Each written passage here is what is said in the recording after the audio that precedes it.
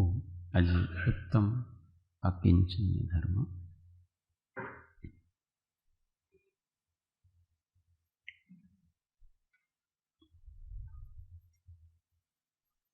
આ આત્મા સિવાય આ જગતમાં મારું કાંઈ કોઈ પણ નથી, એવા પ્રકારની અંતરંગ ભાવના, એવું પરિણામ, એનું નામ આકિંચન્ય ધર્મ છે. એવા નિર્મોહી પરિણામની પ્રાપ્તિ માટે માળા કરીશું આપણે. ઓમ રીમ શ્રી ઉત્તમ આકિંચન્ય ધર્માંગાય નમઃ. ઓમ રીમ શ્રી ઉત્તમ આકિંચન્ય ધર્માંગાય નમઃ. ઓમ રીમ શ્રી ઉત્તમ આકિંચન્ય ધર્માંગાય નમઃ. ઓમ રીમ શ્રી ઉત્તમ આકિંચન્ય ધર્માંગાય નમઃ. ઓમ રીમ શ્રી ઉત્તમ આકિંચન્ય ધર્માંગાય નમઃ. ઓમ રીમ શ્રી ઉત્તમ આકિંચન્ય ધર્માંગાય નમઃ. ઓમ રીમ શ્રી ઉત્તમ આકિંચન્ય ધર્માંગાય નમઃ. ઓમ રીમ શ્રી ઉત્તમ આકિંચન્ય ધર્માંગાય નમઃ. ઓમ રીમ શ્રી ઉત્તમ આકિંચન્ય ધર્માંગાય નમઃ. ઓમ રીમ શ્રી ઉત્તમ આકિંચન્ય ધર્માંગાય નમઃ. ઓમ રીમ શ્રી ઉત્તમ આકિંચન્ય ધર્માંગાય નમઃ. ઓમ રીમ શ્રી ઉત્તમ આકિંચન્ય ધર્માંગાય નમઃ. ઓમ રીમ શ્રી ઉત્તમ આકિંચન્ય ધર્માંગાય નમઃ. ઓમ રીમ શ્રી ઉત્તમ આકિંચન્ય ધર્માંગાય નમઃ. ઓમ રીમ શ્રી ઉત્તમ આકિંચન્ય ધર્માંગાય નમઃ. ઓમ રીમ શ્રી ઉત્તમ આકિંચન્ય ધર્માંગાય નમઃ. ઓમ રીમ શ્રી ઉત્તમ આકિંચન્ય ધર્માંગાય નમઃ. ઓમ રીમ શ્રી ઉત્તમ આકિંચન્ય ધર્માંગાય નમઃ. ઓમ રીમ શ્રી ઉત્તમ આકિંચન્ય ધર્માંગાય નમઃ. ઓમ રીમ શ્રી ઉત્તમ આકિંચન્ય ધર્માંગાય નમઃ. ઓમ રીમ શ્રી ઉત્તમ આકિંચન્ય ધર્માંગાય નમઃ.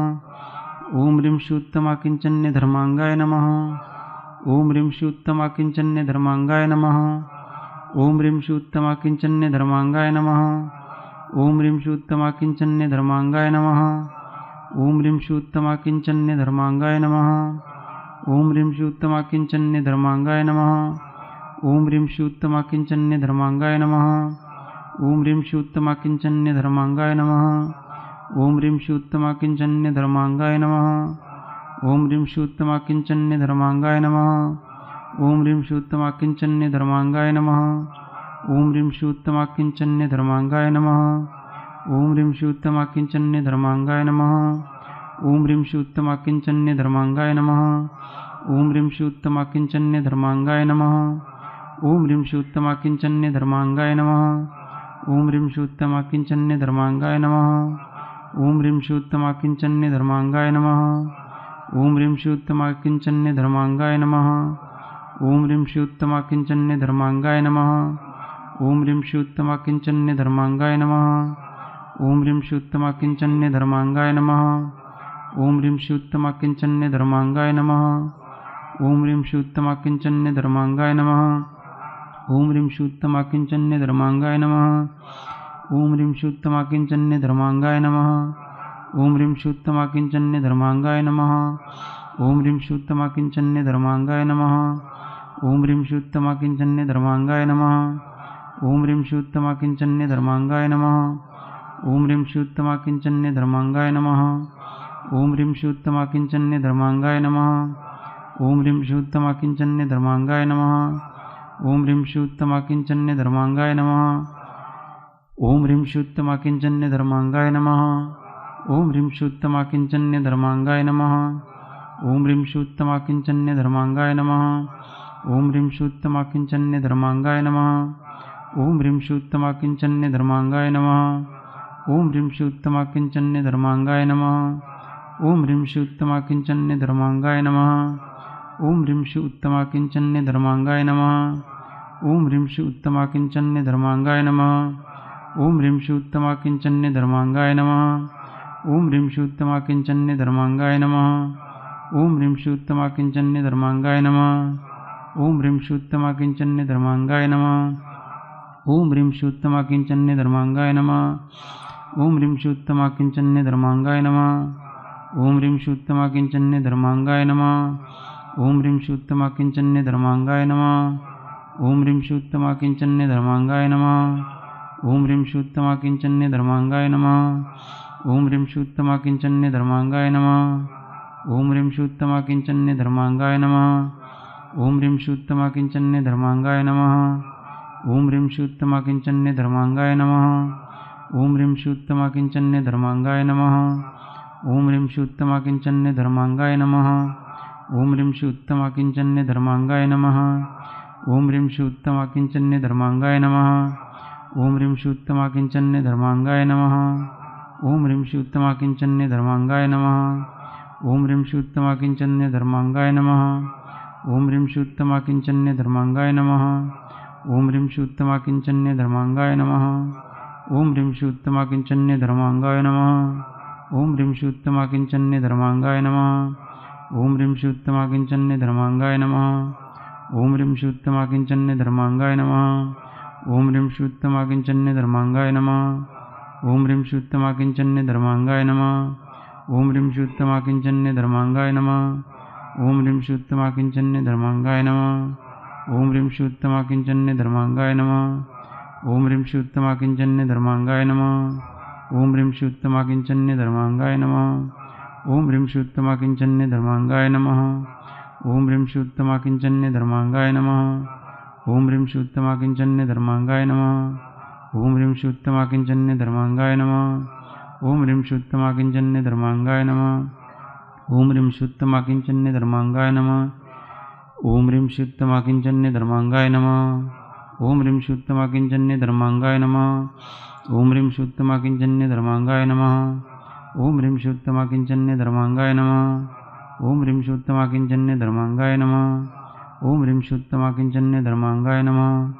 ओम ह्रीं श्री उत्तमाकिंचन्य धर्मांगाय नमः। ओम ह्रीं श्री उत्तमाकिंचन्य धर्मांगाय नमः। ओम ह्रीं श्री उत्तमाकिंचन्य धर्मांगाय नमः। स्वाहा।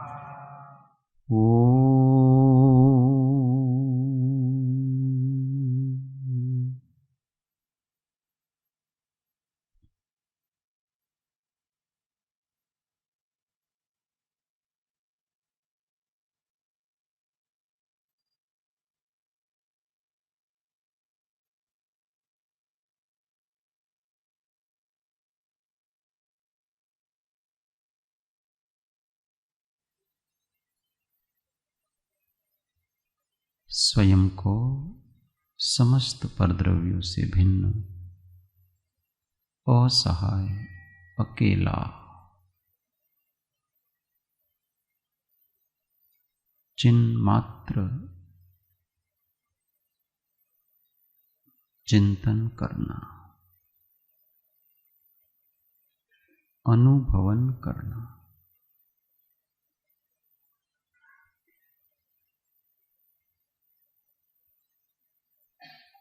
आज तक मैंने अज्ञान और राग द्वेष के वशीभूत होकर जिस जिस पदार्थ में यह मैं हूँ, यह मेरा है, ऐसी कल्पना की थी, वह मिथ्या थी। आज तक कोई भी जड़ चेतन पदार्थ न मैं हुआ न मेरा हुआ। मैं अकिंचन। इस समस्त विश्व में मेरा अपना कोई नहीं। मैं ही मैं हूँ, मैं ही मेरा है, मेरा ही मेरा है, मेरा ही मैं हूँ।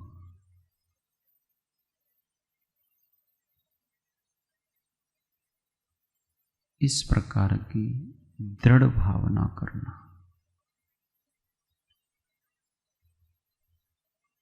जब मैं ही मैं हूँ, मेरा ही मैं हूँ, अन्य मैं नहीं हूँ, मैं अन्य का नहीं हूँ, तो फिर अन्य की वांछा क्यों? अन्य का विकल्प क्यों?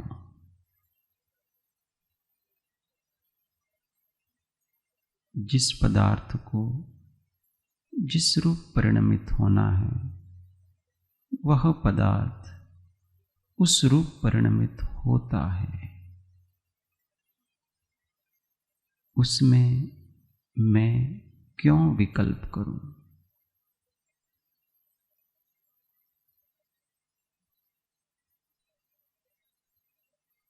मेरा कार्य केवल और केवल जो जैसा है वैसा जान लेना है, स्वीकार कर लेना है और स्वरूप भूत होकर के रहना है।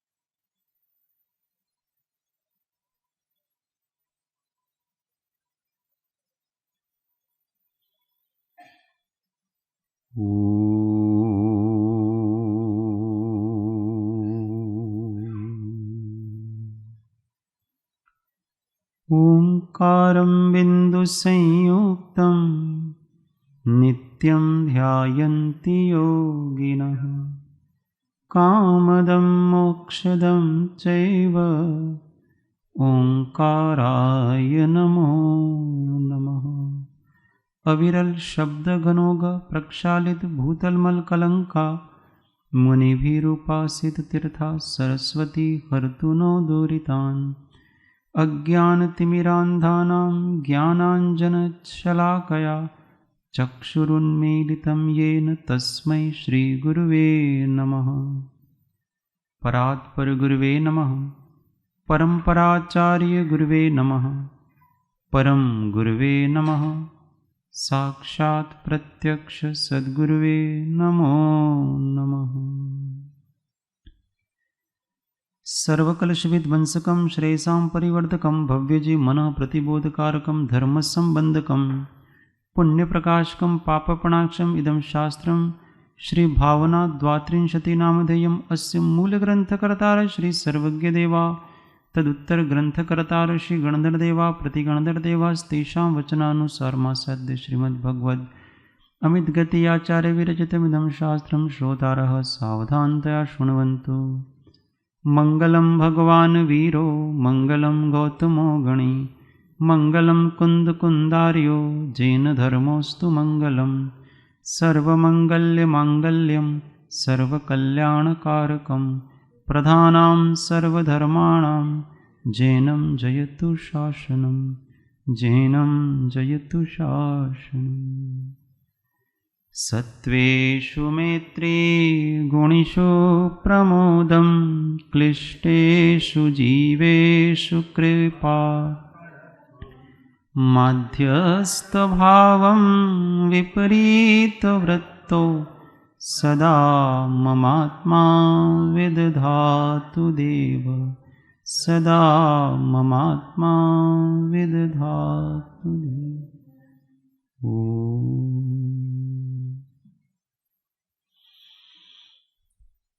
दस लक्षण महापर्व में आज उत्तम आकिंचन्य धर्म। अकिंचन का मतलब होता है, किंचन का मतलब होता है कुछ, अकिंचन का मतलब कुछ नहीं। तो मैं कुछ नहीं।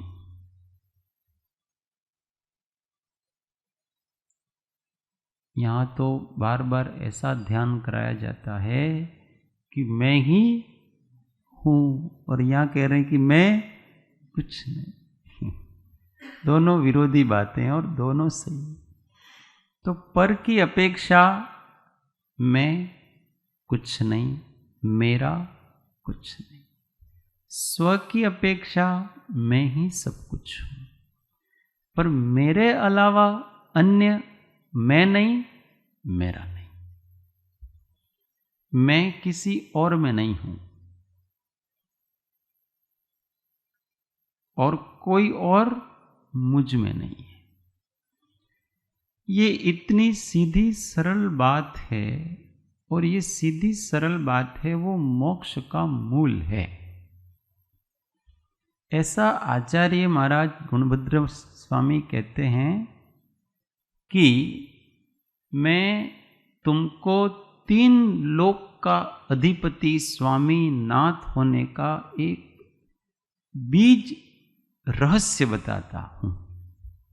वो क्या है कि इस 3 लोक में मेरा कुछ भी नहीं है, कोई भी नहीं है, ऐसी भावना करो।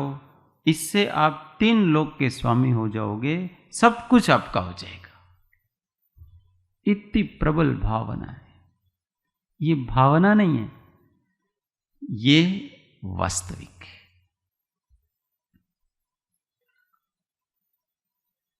आकिंचन्य धर्म है इस प्रकार के भाव रूप परिणमन होने का नाम है। कोई अपने को अपना लगे ही नहीं, ऐसा भासित ही ना हो, इसका नाम आकिंचन्य धर्म है। देखो, जब चौथे गुण स्थान में मिथ्यात्व चला जाता है तो उसके साथ पर के प्रति का मूर्छा भाव भी चला जाता है कि ये पर मेरा है। इस प्रकार का जो मूर्छा भाव है, ममत्व भाव है, वो चला जाता है। फिर आकिंचन्य धर्म कहने की क्या जरूरत है? फिर आकिंचन्य और इस सम्यक्त्व भाव, मतलब मिथ्यात्व जाने के बाद वो जो होता है, उन दोनों में फर्क क्या है? तो इसका मतलब तो आकिंचन्य सम्यक दर्शन होते ही प्रकट हो जाता है। परंतु यहां तो आकिंचन्य धर्म तो मुनि को का है। नीचे के गुणस्थान में आकिंचन्य धर्म होते, ये 10 धर्म है, वो उत्तम 10 धर्म होते, वो मुनियों को होते हैं सब। तो फिर क्या फर्क है? एक चौथे गुण स्थान वाला सम्यक दृष्टि जीव ऐसा विचारता है, ऐसा उसको है कि मेरा कुछ नहीं है, मैं अकिंचन हूं। ऐसा एक चौथे गुण स्थान वाले व्यक्ति की श्रद्धा है, विचार है। और एक आकिंचन्य धर्म है जो 6ठे 7वें गुण स्थान में होता है। तो ये जो 6ठे 7वें गुण स्थान में होता है वो परिणाम रूप है, और चौथे गुण स्थान में हो रहा है वो मात्र श्रद्धा रूप है। इसलिए चौथे गुण स्थान वाले जीव को ऐसा तो है कि ये घर परिवार, पत्नी, पुत्र, पति वगैरह, धन संपत्ति, ये कभी भी मेरी हो सकती नहीं है, ये मेरी नहीं है, ऐसी श्रद्धा तो है। परंतु उनके प्रति अनुराग भाव वो नहीं गया है। इसलिए अभी भी उसको अपने पने की फीलिंग होती, ऐसा लगता है कि ये मेरा है। ये जो अनुभूति उसको हो रही है वो उसके राग के परिणाम के कारण से हो रही है। और 6ठे 7वें गुण स्थान में जब ये आकिंचन्य धर्म होता है तो उसको लगता ही नहीं है कि ये मेरा है, उसको फील ही नहीं होता है जरा भी। जैसे कभी कभी अपने, अब एक माँ होती है, उसको फीलिंग होती नहीं अपने बेटे की कि ये मेरा बेटा है, ऐसा भीतर से वात्सल्य का भाव उमड़ता है। ऐसा भाव 6ठे गुण स्थान में नहीं उमड़ता है। वो पुत्र और पिता वाला जो भाव है वो नहीं होगा, और अन्य किसी भी प्रकार का भाव है वो वहां नहीं होगा। वहां केवल और केवल निर्ममत्व भाव है। शिष्यों के प्रति जो थोड़ा बहुत है वो भी कर्तृत्व बुद्धि के कारण से, करुणा भाव के कारण से है, ममत्व भाव के कारण से नहीं। करुणा भाव के कारण से होना अलग बात है और ममत्व भाव से होना अलग बात है। ममत्व भाव में तो ऐसा फील होता है कि ये मेरा है, और करुणा भाव में ऐसा फील नहीं होता है, उसके ऊपर दया करके उस प्रकार का व्यवहार किया जाता है। इसलिए आचार्य को ऐसा, गुरु को ऐसा फील नहीं होता है कि ये शिष्य मेरा है, जैसे पिता को फील होता है कि ये पुत्र मेरा है, ऐसी उसके प्रति की फीलिंग जुड़ी हुई है। अगर बेटे को कुछ भी हुआ तो पिता को तकलीफ होगी, माँ को कुछ भी हुआ तो बेटे को तकलीफ होगी। ये एक दूसरे की फीलिंग एक दूसरे से जुड़ी हुई है। यहाँ वो फीलिंग समाप्त हो चुकी है, यहाँ पूरी तरह से निर्मोहीपना है। इसलिए शिष्य के ऊपर उपसर्ग आता है तो उसके आचार्य उसको बचाने के लिए नहीं जाते, वो क्या करेंगे, उसको दृढ़ता प्रदान करेंगे, उसको उपदेश देंगे कि देखो ये तेरी ऐसी परिस्थिति आई है, अब तुम समता में रहो। परंतु अगर ममत्व भाव हो तो उसकी शरीर रक्षा करने जाएगा, वो बचाने के लिए जाएगा। ऐसा ममत्व भाव उस दशा में होता नहीं। दो मुनिराज जा रहे हैं और सामने से शेर आ गया, तो वो क्या करेंगे, एक दूसरे की रक्षा करेंगे, एक दूसरे की रक्षा नहीं करेंगे। वो क्या करेंगे, दोनों एक दूसरे को कहेंगे ये उपसर्ग आ रहा है, हम दोनों को दृढ़ रहना है, और बस समभाव में खड़े हो जाते। ये कौन सा भाव है, आकिंचन्य भाव, उसमें ममत्व भाव नहीं होता है बिल्कुल ही। प्रश्न,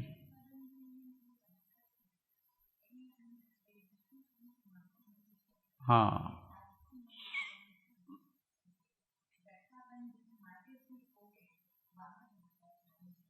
हाँ, उनका प्रश्न है, मुझे पता था किसी का प्रश्न आएगा ऐसा।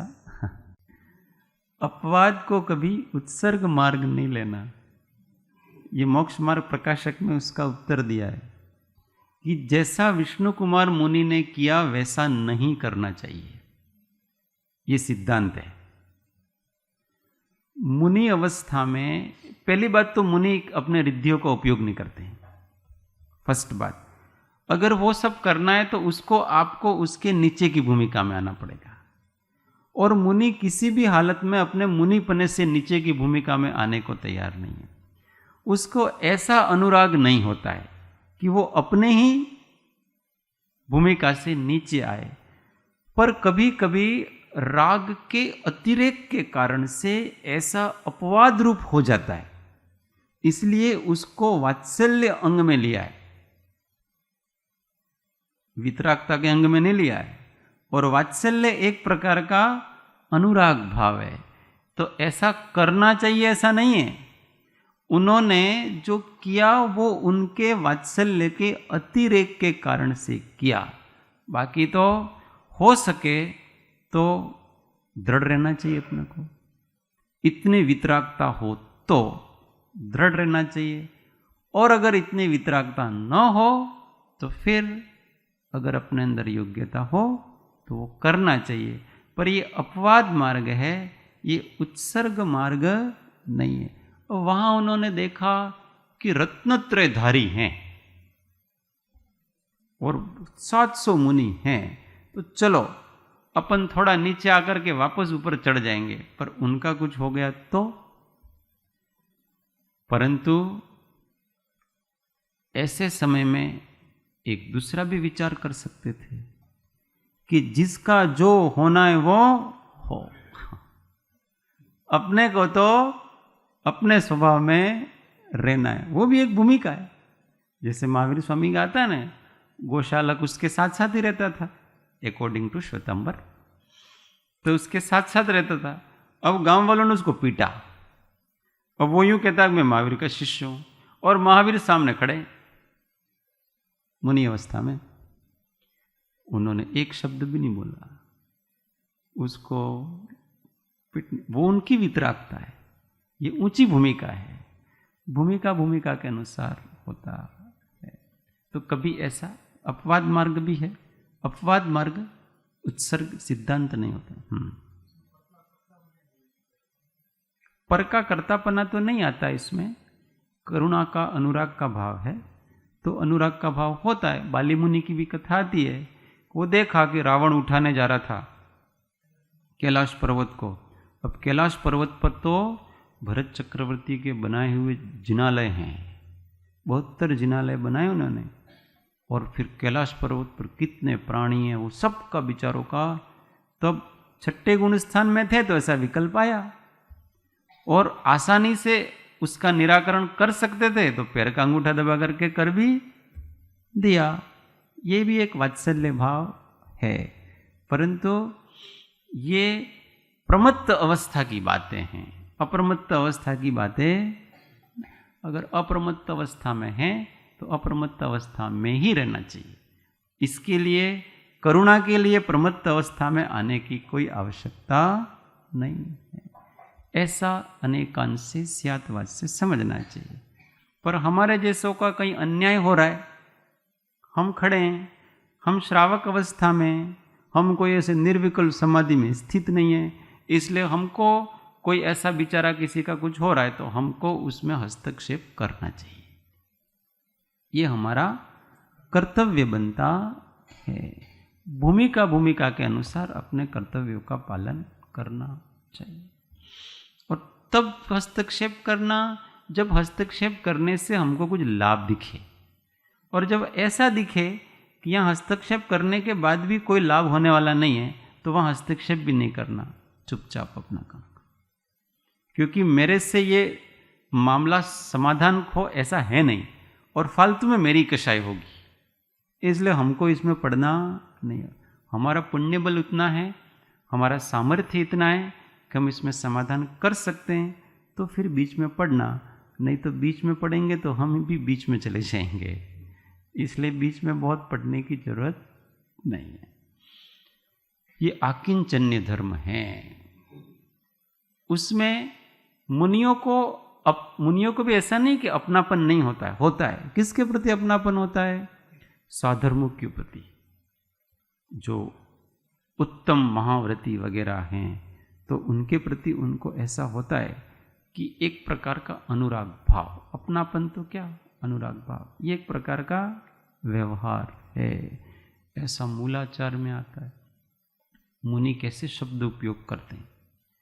कोई अन्य संघ का मुनि अपने संघ में आया और उनकी आचार्य ने कहा कि आपके साथ इनका आवास रहेगा आपकी वस्तिका में। तो फिर वो जो वहाँ का रहता वो मुनि उसको कहता है कि आप पधारिए, यहाँ आइए, ये आपका ही है और मैं भी आपका ही हूँ, ऐसा कहते हैं। मैं भी पूरी तरह से आपका हूँ और इस आवास में ये जो पुस्तकें रखी हैं, ये जो रखा है वो सब आपका है, और कुछ भी सेवा हो तो आप मुझे कहना। तो ये कह रहे कि मैं भी आपका ही हूँ, तो भी आपके हो जाते हैं। ये एक प्रकार से व्यवहार है, व्यवहार कौशल्य कहलाता है। और कोई डुप्लीकेट भी नहीं कह रहे हैं। अगर उनको किसी भी उनके शरीर की भी जरूरत पड़ी तो उस समय दे देंगे, अंदर से ही कह रहे हैं, मायाचारी नहीं कर रहे हैं, कहने के लिए नहीं कह रहे हैं, उनके अंदर ऐसा परिणाम है, ऐसा भाव है। परंतु फिर भी अंदर से उन मुनिराज को कुछ भी तकलीफ हो जाती है तो इन मुनिराज में क्षोभ पैदा नहीं होता है, इनमें आकुलता नहीं होती है, किसी के लिए जान देने को तैयार है, फिर भी उसके उदय से ये प्रभावित नहीं है। इसका नाम आकिंचन्य है। लोक में क्या करते हैं, राग होता है तो सामने वाले के ऊपर कोई उदय आया, विपरीतता आई, सामने वाले को बुखार चढ़ जाता है तो अपने को बुखार चढ़ जाता है, ये राग है। ये उस भूमिका में नहीं होगा। सामने वाले के लिए सब कुछ करेंगे, परंतु अपने आप को व्याकुल नहीं करेंगे, जरा भी अपनी शांति को भंग नहीं होने देंगे। शांति से जान भी दे देंगे, परंतु उसके उदय को अपने उदय में मिलाएंगे नहीं। ये उसका उदय है, और अगर मैं निमित्त बन सकूं उसमें तो ठीक है, परंतु वो रोता है तो मैं नहीं रोऊंगा। ऐसा होता है ना, जगत में ऐसा ही होता है। तमने मारू दुख फील ज નથી થતું। बहुत ऐसा कहते हो, હું આટલો દુઃખી છું ને તમને કાંઈ ફીલ જ નથી થતું, તમને જરા આંખમાં આંસू નથી આવતા, तो भाई नहीं आएंगे। क्यों नहीं आएंगे? क्योंकि ये तेरा दुख है। तू अज्ञान के कारण से रो रहा है, हम थोड़ी रोएंगे। तू अज्ञानी है, हम अज्ञानी नहीं है। हाँ, तेरा दुख दूर करने का हम जो प्रयत्न कर सकते वो प्रयत्न करेंगे, तेरे साथ रोएंगे नहीं हम। उसके कारण से अगर हमको रोना आता है तो हमारा ममत्व भाव है, उसको कभी दया नहीं मानना, उसको कभी अनुकंपा नहीं मानना, दृढ़ वैराग। फिर उसकी कमी पड़ जाती है तो ये होता है सारा। उसका दुख होता है तो अपने को भी बहुत दुख हो जाता है, अंदर से हिल जाते अपन। ये अंदर से हिलना क्या है? वो राग है, वो आसक्ति है। और बड़े पुरुष अंदर से हिलते नहीं है। 3 लोग प्रकंपित हो जाए तो भी हिलते नहीं है। विष्णु कुमार मुनिराज को जब पता पड़ा तो वो कोई अंदर से हिल नहीं गए, पर वो शुल्लक जी महाराज ने रिक्वेस्ट की कि आपके पास रिद्धि है तो आप ये काम कर सकते हो। सबसे पहले तो उन्होंने वो राजा के पास गए, खुद नहीं किया उन्होंने।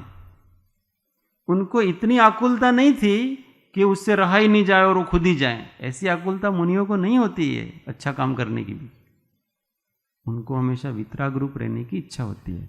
परंतु सबसे पहले वो राजा के पास गए कि आपके राज्य में ये अनर्थ हो रहा है, आप इसको बचाइए। तो राजा ने अपनी व्यवस्था प्रकट की कि मैं 7 दिन के लिए इस बलि को अपना राज्य दे चुका हूं, मैं प्रतिज्ञाबद्ध हूं, वचनबद्ध हूं, मैं अपना वचन तोड़ नहीं सकता, इसलिए मैं अब कुछ आज्ञा नहीं दे सकता, मैं कुछ नहीं कर सकता। ऐसी परिस्थिति में जब कोई मार्ग नहीं दिखा तो फिर उन्होंने अपनी रिद्धि का उपयोग किया। परंतु अगर वो किसी से हो सकता तो उसी से कराते, खुद नहीं करते। ये सब अनेकांश से समझना पड़ता है। प्रथमान योग में जितनी घटनाएं होती हैं वो सिद्धांत की पकड़ जब तक अपने नहीं होती है तब तक उन घटनाओं को हम सही सही नहीं ले पाते। सिद्धांत की पकड़ होनी चाहिए कि किस गुण स्थान में क्या क्या होता है, क्या नहीं होता है, किस प्रकार से होता है, ये सारी बात। तो निर्ममत्व भाव प्रकट हो। एक बार मैंने साहिब जी से पूछा, उस समय नया नया आया था, कि ध्यान की सिद्धि कैसे होती है? तो उन्होंने एकदम गंभीर सीरियस होकर के एक ही शब्द कहा, निर्ममत्व भाव से। ऐसा नहीं कहा कि इसके ऊपर एकाग्र होना, ये चिंतन करो, वो चिंतन, ये नहीं। जितना आपका निर्मोहीपना है उतनी ध्यान की सिद्धि। आत्मा में ठहराव कैसे होगा? निर्मोहीपने से। ऐसा निर्मोहीपना हमको प्राप्त हो। कठिन नहीं, सबसे कड़वा है। તમે પ્રેમની વાત કરો તો અમને મજા આવે, પણ આ તમે જ્યારે વૈરાગની ને નિર્મમત્વની વાત કરો છો ને તો અમને એટલો ડર લાગી જાય છે કે હવે શું કરવાનું આપણે? કોઈ મોહ ન રાખવાનો કોઈ પ્રત્યે। तो भाई मार्ग तो ऐसा ही। जो वस्तु स्वभावी ऐसा है तो हम क्या करें और भगवान भी क्या करें, शास्त्र भी क्या करे? जो वस्तु स्वभावी ऐसा है कि एक द्रव्य और दूसरा द्रव्य स्वतंत्र ही है, उनके बीच में कोई संबंध ही नहीं है, तो क्यों एक दूसरे का विकल्प किया जाए? और जो विकल्प करता है वो मोह से आक्रांत है। अमृतचंद्र महाराज ने लिखा, अर्थेषु अयथाग्रहणम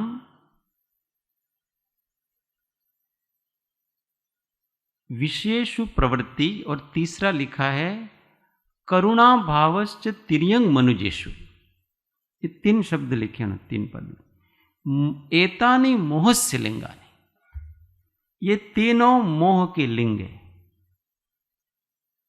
एक तो अर्थेषु अयथा ग्रहणम, पदार्थों को विपरीत ग्रहण करना, और करुणा भावश्च तिर्यक मनुजेषु, और तिर्यंचों और मनुष्यों में करुणा भाव होना। देखो कि बड़े महाराज हैं, समय सार लिख रहे हो, हाँ, सामान्य बात नहीं लिख रहे हैं।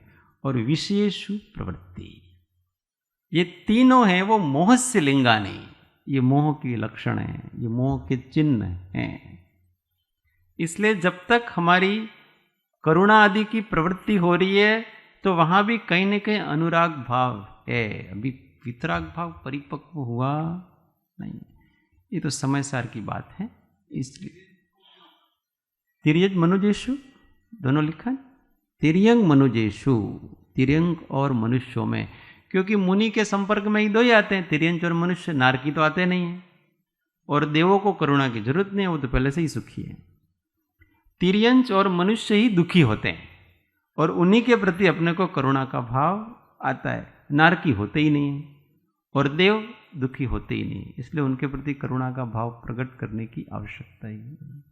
तो उनके प्रति जो भीतर में करुणाक्रांत भाव हो रहा है, ये भी मोह ही है, ऐसा समझ लेना चाहिए। वितराग धर्म है ये तो, जिसके अपेक्षा से समझ में आ गया उसका बेड़ा पार है, नहीं तो उलझता ही रहेगा इन बातों में। हाँ, ये मूल गाथा है, और अमृतचंद्र महाराज ने उसकी फिर वो टीका भी की, कुंजकुंद आचार्य की मूल गाथा।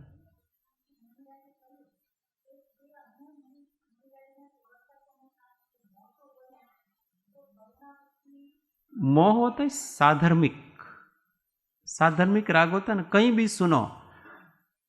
अभी इंग्लैंड में कोई व्यक्ति आपका है और आपको पता पड़ा कि हमारे श्रुति बहन को बहुत अधिक असाता हो गई है, तो हमको कुछ होगा कि नहीं होगा?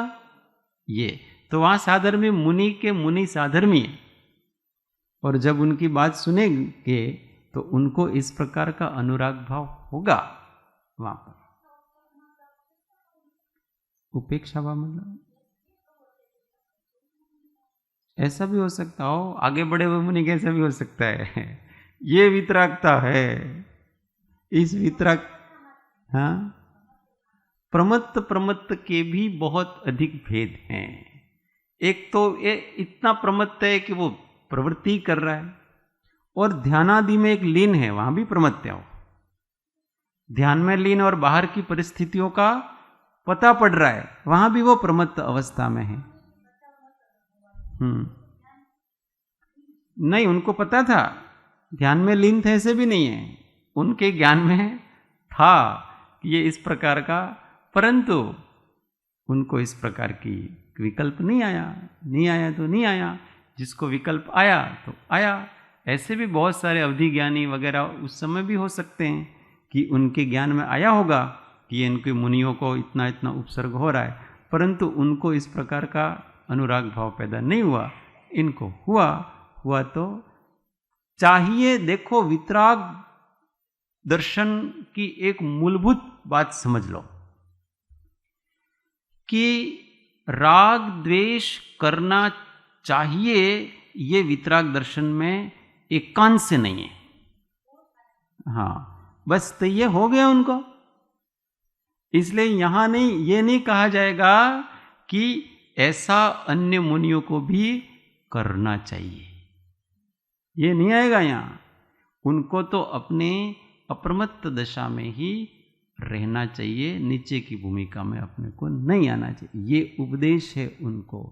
परंतु परिस्थिति के अनुसार किसी के हो जाता है तो हो जाता है, इसमें क्या दिक्कत है। पर उस उपदेश तो हमेशा ऊंचा चढ़ने के लिए होता है, कभी राग द्वेष का उपदेश नहीं दिया जाएगा। और ये तो सब व्यवहार की बात है ना, इसलिए उसका नीचे की भूमिका वालों को दी जाएगा। अब साधु समाधि भी है, 16 कारण भावनाओं में साधु समाधि भी है, साधुओं की रक्षा करना। और वहां जो मुनि होते हैं वो भी साधुओं की समाधि में तत्पर होते हैं। उनको कोई औषधि चाहिए तो वो औषधि ला के भी दे सकते हैं वगैरह, और भी कर सकते हैं। वो सब भूमिका की बातें हैं। ये थोड़ी अपर लेवल है। अपर लेवल की श्रद्धा करो और व्यवहार अपने गुण स्थान के अनुसार, देश काल परिस्थिति के अनुसार करो। श्रद्धा हमेशा एक आदर्श की होनी चाहिए।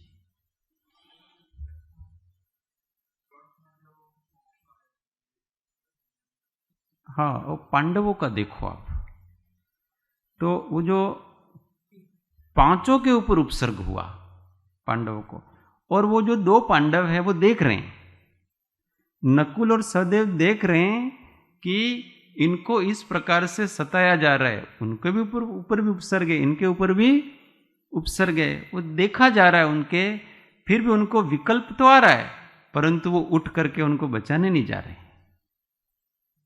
इतना अनुराग भी नहीं है कि वो उनको उठ करके बचाने जाएं। इसलिए वो 2 तो सरवार सिद्धि में गए, और वो तीनों, अब देखो उन तीनों के तो ऐसा विकल्प भी नहीं आया। जबकि जब उपसर्ग करने के लिए वो आया था दुर्योधन का भांजा, तो उस समय तो उन तीनों को भी पता था कि ये मेरे ऊपर आया है, ये भीम के ऊपर भी ऐसा कर रहा है, ये अर्जुन को भी ऐसा कर रहा है, ये नकुल को भी ऐसा कर रहा है, ये सहदेव को भी ऐसा कर रहा है, ये हमारे 5 को ऐसा कर रहा है। ऐसा 5 को पता था एक दूसरे का, परंतु वो 3 थे, उनको तो ऐसा पता हुआ भी वो विकल्प भी नहीं हुआ कि इनका बेचारा का क्या होगा, और इसलिए वो तो केवली हो गए। उन दोनों को थोड़ा अनुराग भाव आ गया, क्योंकि बहुत अधिक प्रेम करते थे उनके बड़े भाई उनसे। बहुत अधिक प्रेम पाने का ये फल है कि अब आप 33 सागर तक वहीं के वहीं रहो। अब 33 सागर तक आप मुक्ति सुख नहीं ले पाएंगे। ये इसलिए प्रेम पाने में और प्रेम करने में बड़े सावधानी रखना, क्योंकि बाद में ये बहुत भारी पड़ने वाला है। तूने जग में प्यार बढ़ाया, सिर पर कितना भार उठाया। तूने जग में प्यार बढ़ाया, सिर पर कितना भार उठाया। मत जा रुक जा माया के संग, मत जा रुक जा माया के संग। डूब मरेगा कूप गहन में, मन चंचल चल राम शरण। तो अपनी भूमिका में तो अभी अपने वात्सल्य भाव है, वो उपादेय है, परंतु कभी ऊंची भूमिका आ गई तो फिर किसी की चिंता मत करना। एक बार मैंने साहिब जी की निष्प्रता देखी। एक बार मैं तारंगा में साधना करने के लिए गया, फिर फोन से बात हुई साहिब जी से, तो उन्होंने पूछा कैसा चल रहा है। मैंने कहा साहिब जी बहुत अच्छा चल रहा है और बहुत ऊंचे भाव हो रहे हैं, तो बहुत अच्छी बात है। बहुत ऊंचे भाव हो जाए और मुनिपना लेने की इच्छा हो जाए तो हमारी चिंता मत करना। ये शब्द उनके, हमारी चिंता नहीं करना कि यहाँ क्या होगा न कैसा नहीं, आगे बढ़ जाना। ये निष्प्रभता कहलाती है। मैंने कहा साहब जी ऐसा तो नहीं, परंतु पर निष्प्रभता आगे भाव हो जाए तो चिंता जगत की करने की कोई आवश्यकता नहीं। जगत अपनी चिंता स्वयं कर लेता है, हम क्या करेंगे इसके। 24 न सन्ति बाया मम केचनार्था, भवामि तेषां न कदाचनाहम्। इत्थं विनिश्चित्य विमुच्य बायं, स्वस्थः सदा त्वं भव भद्रमुक्ते। स्वस्थं सदा त्वं भव भद्रमुक्ते। ये योगान योग इसमें भी यही है। आकिंचन धर्म की गाथा ही अपने आई।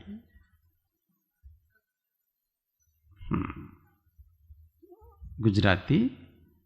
आ जगतनी को वस्तुમાં તો સ્વાર્થ છે નહીં મુજે, વળી જગતની પણ વસ્તુઓનો સ્વાર્થ મુજમાં છે। આ તત્વને સમજી ભલા તું મોહ પરનો છોડજે, શુભ મોક્ષના ફળ ચાખવા निज आत्मा स्थिर तू थजे। शुभ मोक्षना फल चाखवा निज आत्मा स्थिर तू थजे। अर्थ, बाहरी कोई भी पदार्थ मेरे नहीं है और मैं भी उन किसी का नहीं हूं। ऐसा निश्चय करके हे भव्य, तुम बाह्य पदार्थों को छोड़कर मुक्ति प्राप्त करने के लिए सदा अपने आत्मा में स्थित हो। अब ये भारी भरकम गाथा है। इतना ही करने का है। साहिब जी कहते थे ना, उनको समन भद्र महाराज कहते थे कि मोक्ष मार्ग कहाँ कठिन है, कुछ कठिन नहीं है। करना कितना है? वो क्या शब्द बोलते थे? इदम मम इति संसार, इदम न मम इति मोक्ष। मोक्ष का मतलब ये मोह का क्षय, इसी का नाम मोक्ष। बहुत गहराई से सिद्धांत की अपेक्षा से अपन देखें, बहुत आत्मनिष्ठ होकर के, तो वास्तव में हमको जगत में कोई भी पदार्थ अपना भांसेगा ही नहीं। हम ऐसे चिंतन बहुत करते, मैं अकेला हूँ, ये हूँ, पर अब गहराई से सूक्ष्म रूप से वो अकेला क्यों हूँ, इस पे चिंतन किया जाए। ये सब बात शास्त्र में आती है, वो ठीक है, मैं अकेला या अकेला करते करते करते वो दुकेला हो जाता है। उस भावना को करते करते वो भावना समाप्त हो, परंतु उस भाव का भाव पकड़ा जाए कि मैं अकेला क्यों, कि क्या वास्तव में ऐसा है कि कोई पदार्थ मेरा नहीं है, कि ये वास्तविकता है, इसका गहन चिंतन किया जाए और फिर इसका निर्णय किया जाए। जब ज्ञान निर्णय रूप नहीं होता है तो वो केवल ऊपर ऊपर होता है, और जब वो निर्णय रूप होता है तो वो ज्ञान चारित्र में परिणत होता है। तो हम सोचे इस बात को कि एक जीव तत्व है, आत्म तत्व है, उसका स्वभाव वो असंख्यात प्रदेशीय अनंत गुणात्मक है, और उसका एक स्वभाव है स्व पर प्रकाशकपना। अगर ये स्वभाव नहीं होता तो इतना सोचने की भी जरूरत नहीं थी अपने को, हम पे वैसे ही अकेले हैं। परंतु क्योंकि इसका स्व पर प्रकाशकपना है, इसीलिए ये पर को जानता है। प्रॉब्लम सारी इस पर प्रकाशकपने के कारण से खड़ी हुई है। अगर ये आत्मा का स्वभाव पर प्रकाशकपना नहीं होता, हमको कोई विकल्प इस जगत संबंधी होता ही नहीं, हम सिद्ध ही होते, और इस मोक्ष मार्ग की कोई जरूरत होती नहीं है। प्रॉब्लम यहां खड़ी होती है कि हमको अन्य पदार्थ का ज्ञान हो रहा है। अब दूसरे पदार्थ का ज्ञान हो रहा है, और ज्ञान कहां हो रहा है? ज्ञान अपने में हो रहा है, और बाहर के पदार्थ कहां हैं? बाहर स्थित है। अब जो बाहर स्थित हैं वो तो बाहर ही स्थित है। अगर उनका ज्ञान हमको न हो तो हमको उनसे राग द्वेष होगा नहीं। इसलिए हम आंख बंद कर लेते हैं और हमको दृश्य नहीं दिखता है तो हमको राग द्वेष नहीं होते हैं, क्योंकि पदार्थ दिखता ही नहीं है। परंतु ऐसा तो कभी होगा ही नहीं कि हम आंख बंद कर लें तो अन्य इंद्रियों से जानना होगा, और ज्ञान का स्वभाव है इंद्रियां नहीं रहेगी तो भी पदार्थ आपके ज्ञान में आएंगे। तो इन पदार्थों से छूटना कैसे, उनके विकल्पों से छूटना कैसे, ये रहस्य समझ में नहीं आया इसलिए कुछ दर्शनों ने ऐसा कह दिया, ब्रह्म सत्य जगत मिथ्या जो है उसको भी उन्होंने नकार दिया कि ये है ही नहीं, ये सामने जो बैठे हैं ना वो नहीं है, वो केवल आपके मन की कल्पना है। क्योंकि वो रहस्य समझ में नहीं आया, क्योंकि उनको चाहिए थी शांति, और शांति तब हो सकती है जब दृश्य का नाश हो, क्योंकि जब तक दृष्टा में दृश्य होगा तब तक उस दृश्य के प्रति विकल्प भी जागेगा। अब करना क्या, तो वो लोग ऐसा समझे कि अगर दृश्य दृष्टा में नहीं आए तो हमको शांति रहेगी, जैसे निद्रा में रहती है। इसलिए इस बात को पकड़ में आया नहीं मामला, और वितराग देव ने इस बात को अच्छी तरह से पकड़ा, इसलिए तो वो मुक्त हुए। उन्होंने देखा कि ये पर प्रकाशक ये स्वभाव है, ये जाएगा नहीं। दर्पण का स्वभाव है कि उसमें प्रतिबिंबित होंगे, परंतु ये पर प्रकाशक पना है, उसमें हो क्या रहा है ये तो देखो आप। ये प्रकाश पड़ कहां रहा है, तो ये जो चैतन्य का प्रकाश है वो उसकी पर्याय में पड़ रहा है। पर्याय में ही सारे है ना, जो भी पदार्थ हैं, जो भी पदार्थों के पदार्थ बाहर हैं और उनके आकार अपने पर्याय में। महेंद्र भाई तो बाहर है, परंतु महेंद्र भाई संबंधी जितना आकार है, उनके स्वरूप का ज्ञान है, वो मेरे ज्ञान की पर्याय में। अब जो मेरे ज्ञान की पर्याय में है वो महेंद्र भाई नहीं है, वो कौन है? वो तो मैं ही हूं, क्योंकि वो मेरी पर्याय है। कांच में जो जो भी प्रतिबिंब पड़ते हैं, वो प्रतिबिंब जैसे कांच समय सार में दिया है, वो मोर है, वो कांच के सामने आया तो वहां मोर का रिफ्लेक्शन होता है। अच्छा, वो अंदर कांच के अंदर जो मोर है वो क्या है? वो ये मोर है कि ये कांच है? ये कांच का ही विकार है, वो दर्पण का विकार है। इसलिए दर्पण वो बाहर वाला मोर है, उस रूप नहीं हो रहा है, अपनी पर्याय रूप वो तो हो रहा है। तो ये ज्ञान है वो, क्योंकि पर प्रकाशक उसका स्वभाव है, तो पर जैसा है वैसा आकार अपने अंदर बनेगा। परंतु इससे क्योंकि पर द्रव्य हमारे अंदर नहीं आ रहा है, इसलिए हमको कोई नुकसान नहीं है। कांच को नुकसान तब होता जब वो मोर उसके अंदर घुस जाए तो कांच फट जाए, होता। परंतु मोर तो अंदर घुस ही नहीं रहा है, मोर का तो केवल रिफ्लेक्शन है, और वो रिफ्लेक्शन तो उसका अपना है। और जो अपना ही है तो अपने प्रति द्वेष क्या? यहां कोई परद्रव्य आज तक इस चैतन्य तत्व में आया ही नहीं, तो फिर विकल्प क्या? अच्छा बुरा तब होता है जब भेद खड़ा होता है, ये अच्छा ये बुरा। ये जीव पर्याय की दृष्टि रखता है, और पर्याय में अनेक आकार आते हैं, और वो उन आकारों को पर है ऐसा मानता है, और उसके कारण से कुछ पर पदार्थ उसको अच्छे लगते हैं, कुछ पर पदार्थ उनको अच्छे नहीं लगते हैं। तो कुछ पर के प्रति राग होता है, कुछ पर के प्रति द्वेष होता है, और इस प्रकार से वो पर्याय मूड होकर के दिन भर उसी में राग द्वेष में लगा रहता है।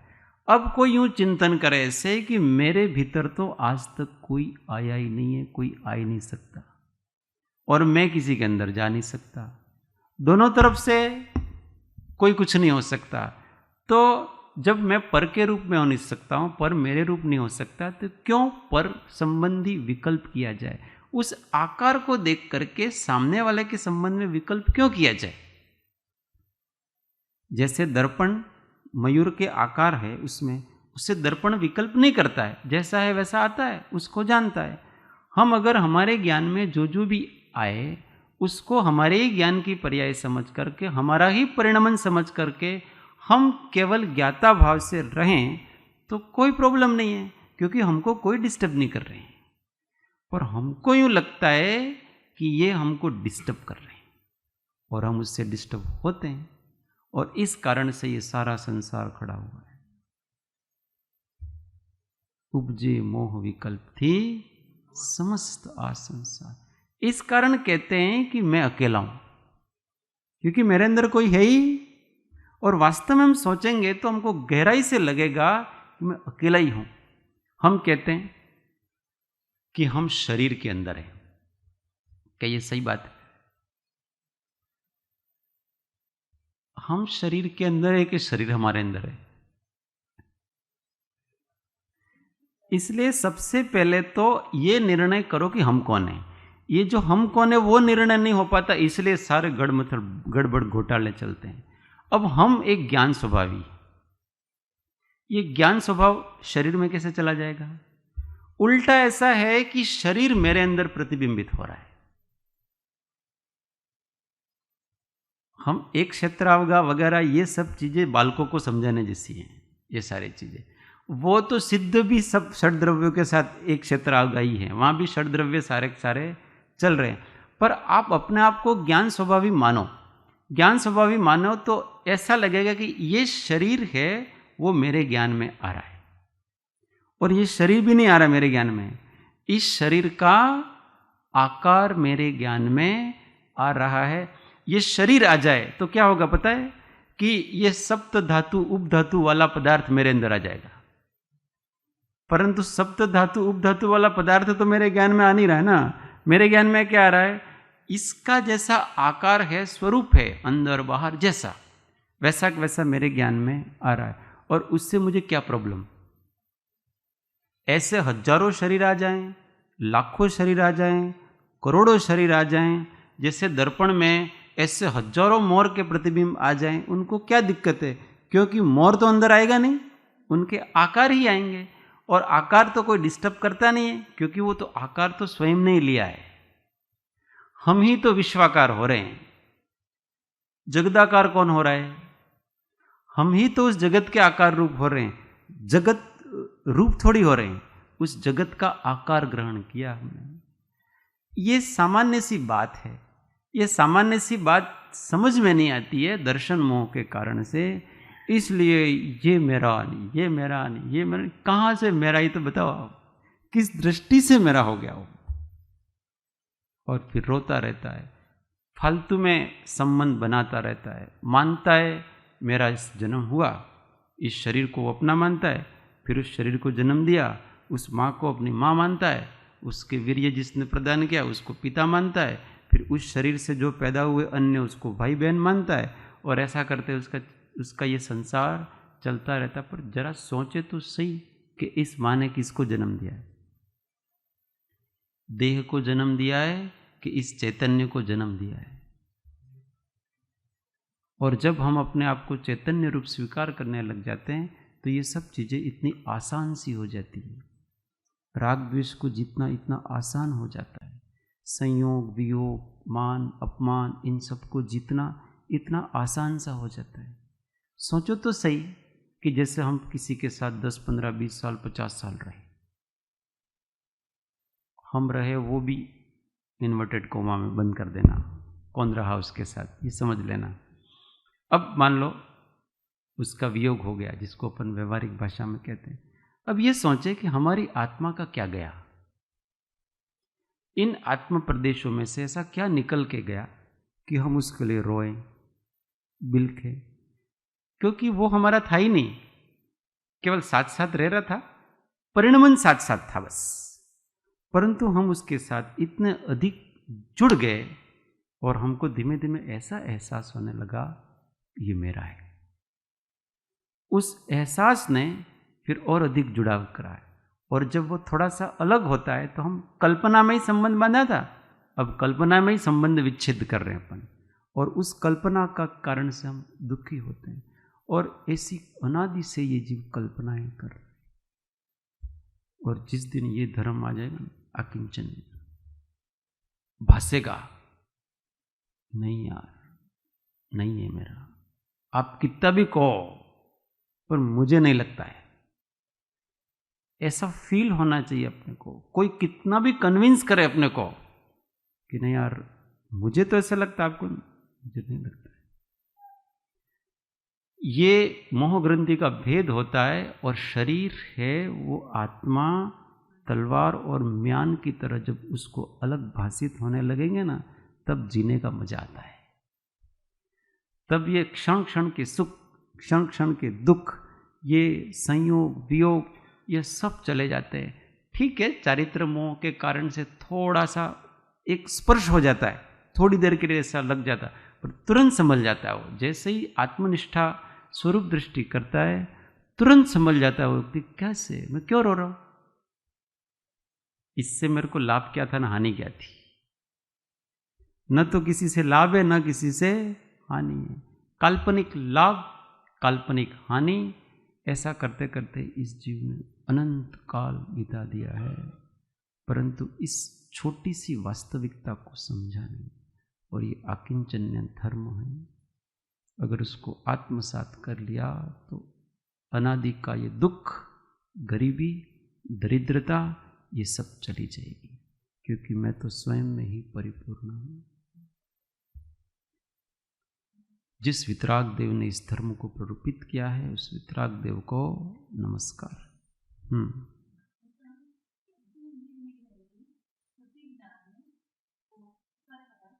आएगा।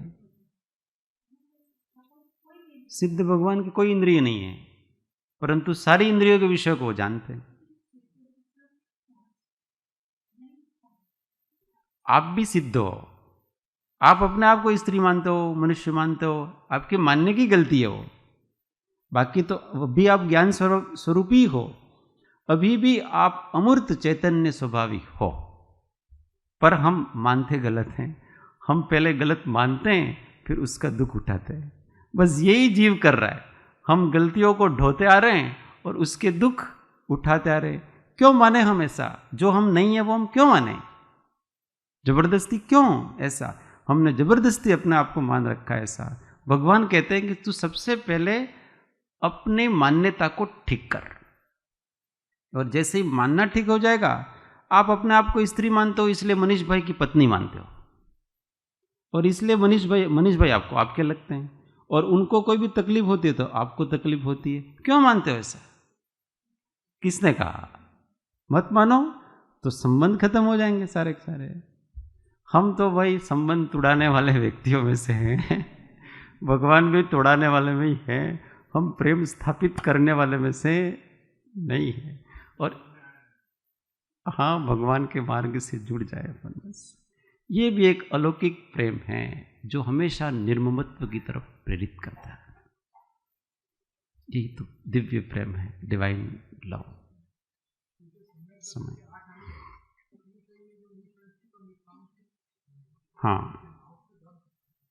हाँ, निशंकित सारे के सारे भाव उस सम्यक दृष्टि से ही दृढ़ होंगे, और जैसे जैसे आगे बढ़ेंगे तो वैराग्य। ये तो आकिंचन्य धर्म मुनि के होता है, और सम्यक दर्शन सबके होता है। मतलब चौथे गुण स्थान, सम्यक दर्शन होते ही कोई हमको ऐसा भाषित नहीं होगा कि ये पर है, ऐसी श्रद्धा में आएगा। पर मुनि को तो ऐसा लगता है कि ये है ही नहीं, उसके संबंध में कोई विकल्प नहीं आता है। देखो, भाषित नहीं होना और श्रद्धा में नहीं होना, इनमें अंतर कैसे करें अपन? तो हमको किसी के प्रति अगर विकल्प आता है, इसका मतलब श्रद्धा में तो हम उसको पर मान रहे हैं, पर अभी अनुराग भाव है, इसलिए हम आकिंचन्य धर्म नहीं है। और हमको किसी के प्रति विकल्प ही नहीं आए तो समझ लाना कि हमको ऐसा भाषित होता है कि मेरा नहीं। इसलिए वास्तविक निर्विकल्प समाधि के अधिकारी मुनि होते हैं। हम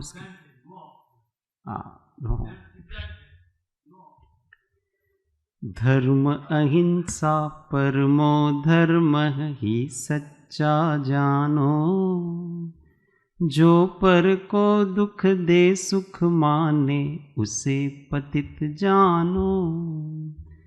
राग द्वेष मद मोह घटा तम रुचि प्रगटावे, धर्म पोत पर चढ़ प्राणी भव सिंधु पार जावे। वीतराग सर्वज्ञ दोष बिन सृजन की वाणी, सप्त तत्व का वर्णन जामे सबको सुखदानी।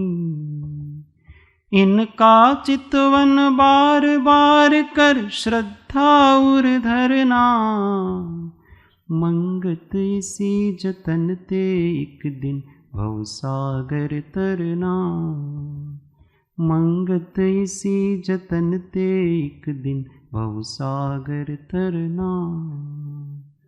जा वाणी के ज्ञान से सूझे लो कालो, सो वाणी मस्तक नमो सदा दे दो।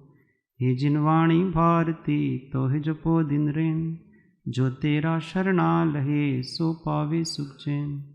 देव भजो अरिहंत को गुरु सेवो निर्ग्रन, दया धर्म पालू सदा यही मोक्ष का पंथ। नौ नमस्कार महामंत्र आत्म अनुसंधान।